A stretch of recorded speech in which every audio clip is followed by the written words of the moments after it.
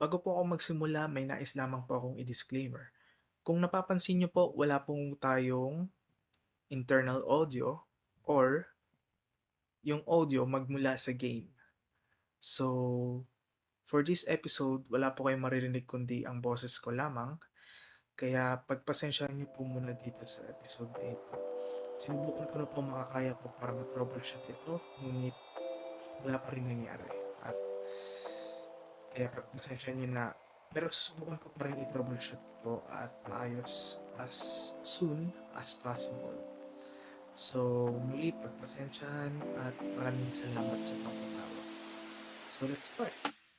Magandang araw sa inyo mga kababayan at maligayang pagdating muli dito sa ating video. At sa episode na to ay marami akong nagawa off-cam. Mas marami akong nagawa off-cam kasi bored ako. Wow, na-bored pa ako. Pero tinamad mag-record. Well, pagpasensya nyo na. Kapag free time ko talaga, nagdadagdag ako ng mga bagay. One of which is obviously the path. So, nagdagdag ako ng coarse dirt at hindi ko pa nadadagdagan ng mud block, which is meron ako doon sa ating storage. Papakita ko sa inyo mamaya.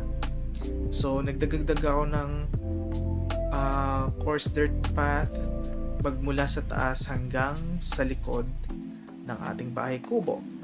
At kung mapapansin nyo, meron tayong some kind of small pond. Ang nais kong gawin kasi dito is that, alam niyo yung kapag yung sa mga bahay kubo or elevated houses, may makikita ka talagang bahang part sa ilalim nun. So, yun yung nais kong gawin. Other than that, nagka-grind ako ng mga blocks. One of which is birch, which is panibagong dagdag sa ating block choices. Also, unti-unti rin akong nagre-refill ng mga stone blocks natin. Yan, nagdagdag na rin ako ng diorite. And yan, marami na tayong coarse dirt. At the same time, marami na rin tayong mud blocks or packed mud. Ito palang mud blocks. Yan. So, magiging useful yan for the future build. Pero sa ngayon, simple builds muna tayo. And speaking of simple builds, ang gagawin natin for today's video is mag-expand ng mga proper farms. At isa sa mga farms na hindi pa proper ay ito. Gusto ko magkaroon ng proper farm. Hindi automatic though, kasi baka mamaya isipin nyo automatic. At isa pang na-realize ko, alam mo ang kulang dito? Yan, mga puno.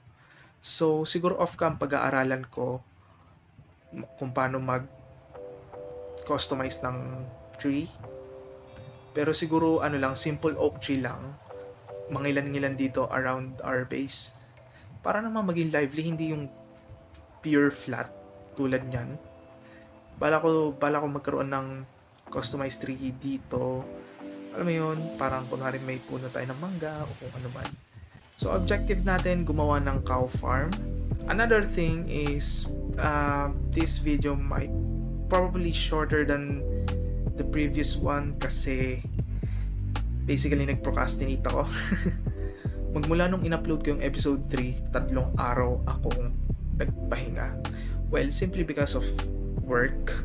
Ang daming nangyari sa work, kaya mas kinilangan kong pahinga muna bago mag-record. Kung makikita nyo, sobrang linis na nitong part na to. At itong part na to, which is yan. At itong part na yan. So, naging malinis yung terraform or terrain dito sa part na to dahil off-cam, yan din yung wina-workout ko.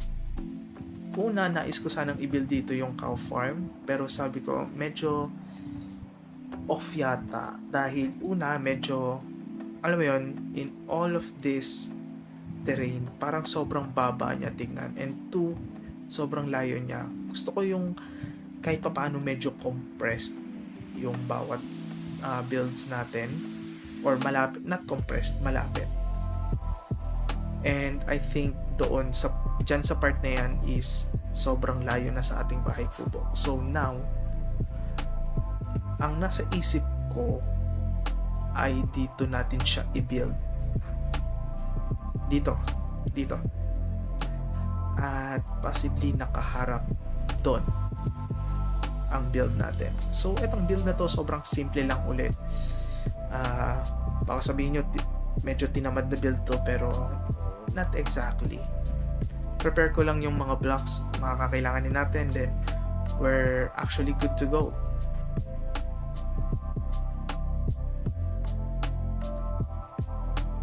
So, dito ang spot natin. Yan. Dito natin siya i-build. Then, sa harap, panigurado, dito ang possibly dito yung cow. Yeah. So, dito natin siya ilalagay banda rito. So, medyo iurong natin siya para maging aligned dito. Okay. So, let's start then. Of course, sa pagbibuild, unahin muna natin ang framework. So, okay. So, meron na tayong layout. Sana nakikita ko, pero ito na. Now, kailangan na natin siya itaas ng another 3 blocks. So, parang ganyang gradient. So, basically, magsisimula sa top. Either ito. Sabi natin dito natin ilagay. Then, kasunod nanay. Yan. Then, yan. Then, yan. So, ganyang gradient ang nais kong gawin. So, i-repeat lang natin itong lahat ng to throughout the building.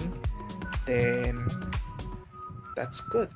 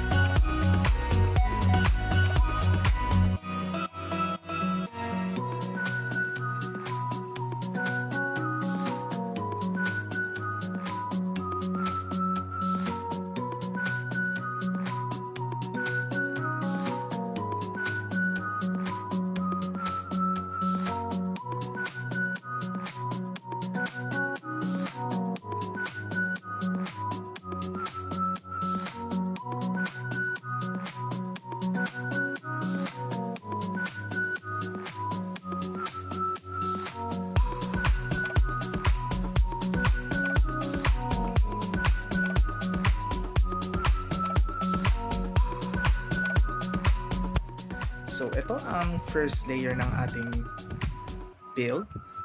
So, ganyan ang kanyang shape. Magkakaroon pa tayong expansion dito na parang katulad dun sa likod ng bahay kubo natin, which is makikita nyo maya-maya lamang. So, ang idea sa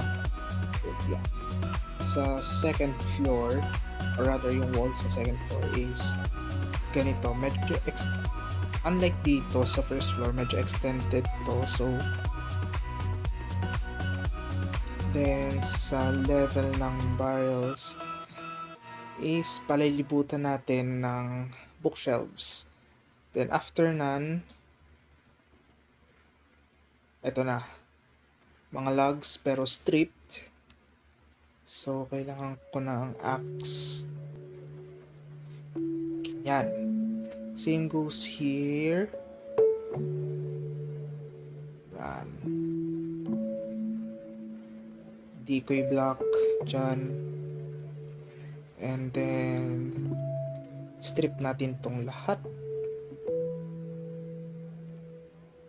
Like so. And another one here. Whoop.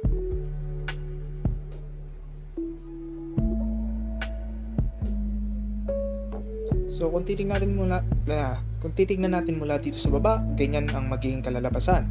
And like, whoop, yeah. Yan. So, ganyan yung idea. Then, gagawin natin siya palibot lamang.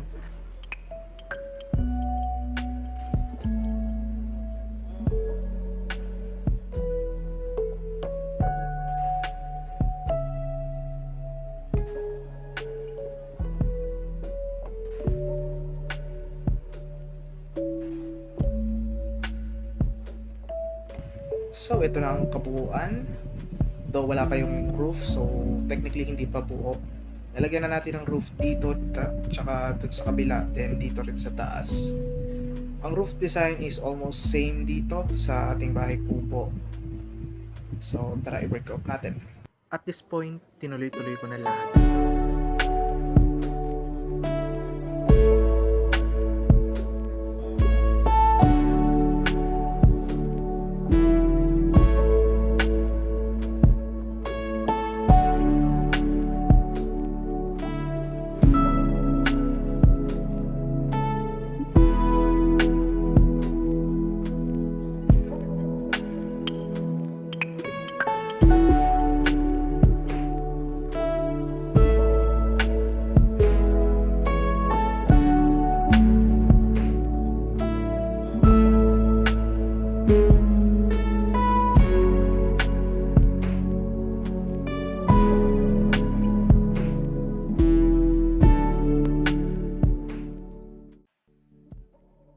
So, natapos din sa wakas ang ating structure. Hindi ko alam kung ano itatawag dito sa building na to.